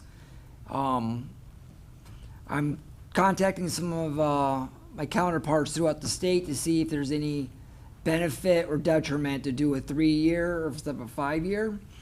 I'm waiting on that back, but either which way, we need to go through the strategic plan process so we can properly account for your vision and your goals on where we want to be 3 to 5 years. It is a pretty lengthy process. It's a lot of meetings with staff, some workshops here to get your goals and whatnot, but it will really help dictate the next 3 to 5 years of the city. And I highly recommend that you approve going forward with the strategic plan process. Full clarity, before you do so, I have never headed a strategic plan process, so this will be a learning experience for me. We can pay a consultant to come in and do it, but we don't have the money, and I've got enough examples, and I've been through enough of them as a department head. I think we can do a good job on this. I think we can get through it as well. I think so. We got enough people that Yeah. got an idea, and I think it's extremely important. You got to know where you're going. We don't know, and That's the problem. that's the problem. Well, I mean, we Deal. have a general vision, but this puts it in writing. This is what I want the city manager to work on for the next 5 years, whether it's infrastructure, wastewater, something internal to staff. Which, I mean, I think it's so important because it's literally commissioners come and go. You know what I mean? It's like, what does the city want? What is the city moving toward? If there's a And big that's shift, important. if there's a big shift in the commission between now and when that strategic plan's done, we can always look at redoing it then, but now we have 5 new commissioners and half your department heads are new. None of your voices are really being heard as far as strategic plan and the future of the city, and I have a fundamental issue with that. So what's your kind of your dream world? How long does this take? What do you need from us? Do we do workshops to start, to kind of sit down and really iron it out and have So- those conversations? First will be meetings with the department heads so they can bring to you good vision, good goals. So we'll do several department head meetings to give you what the staff, what they realize the goals should be and what we should be doing. And then we will do a workshop with the commission. We can do more than one workshop. It probably will take more than one workshop to really get your vision across. And I even recommend that we do a workshop open to the public. The public should have a say on the future of the city as well, but at the end of the day, it's gonna come up to you 5 on what you decide for the strategic plan. To answer your question, several months. Okay. To do it right, I mean, we could bust through it, but to do it right, it will take us several months. Yeah, let's not rush it, for sure. So that's just a discussion, or not even discussion, just so you guys know what's gonna be happening, and go from there. That's all I have. All right. Any questions on the strategic plan? Does everybody know what a strategic plan is? Okay. It is strategic. It's pretty strategery. Okay, moving on to the city attorney report and update. Always glad to be with my friends in High Springs. We love you. We love to have you here. We love having you. Thank you.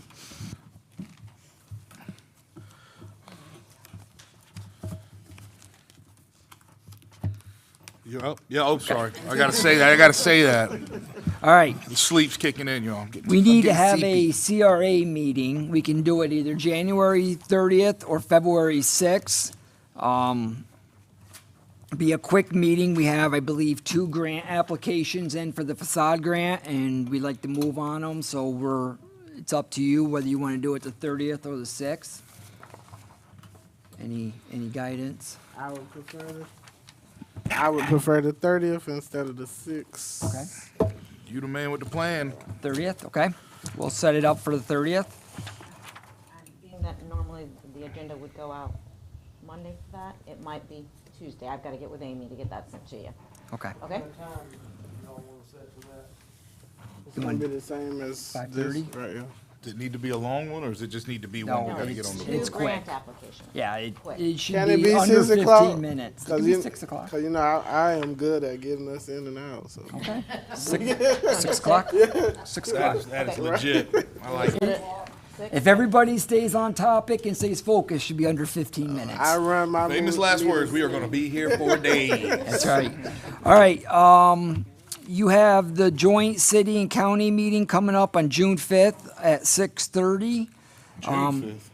June 5th. Right around the corner. Right around the corner. So they have a joint meeting. I have a joint meeting with the county manager and a member of their commission. They want to do it on May 19th, so Mayor Grunder, you and I probably need to get together if you can make it to that. If you can't make it to the May 19th at 11 o'clock, you'll be here at my office in Zoom. Yeah. If you can't make it for some reason, you and I need to get together and discuss what it is that we want to talk about. Actually, all commissioners have a say in it. It's just that meeting, we'll have a Zoom meeting and. I'll be there. All right. But absolutely, during our next one-on-ones, if you could think of anything you want discussed at the county, the joint meeting, please bring it up. That's on the 5th of June. 5th of June, 6:30. Besides that, congratulations, Kevin, again. The man, the myth, the legend. And that's all I have for my city manager report. Any questions for me? I got a question. Sure. The progress of the priest. I know we talked about that.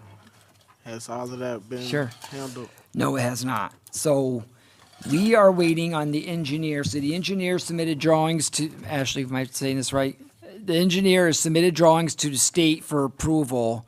Our next progress report is coming up. Have they ever answered your email? The drawings should be due now. Do- I have a progress report that I have to submit next week, so I'm waiting to hear from them right now to get their drawings, to get like pretty much everything before they actually start. So Ashley has sent multiple emails and kept me in loop. We're just not getting a response back from from our engineer. Where is their office? Like, is their office local? Latchel.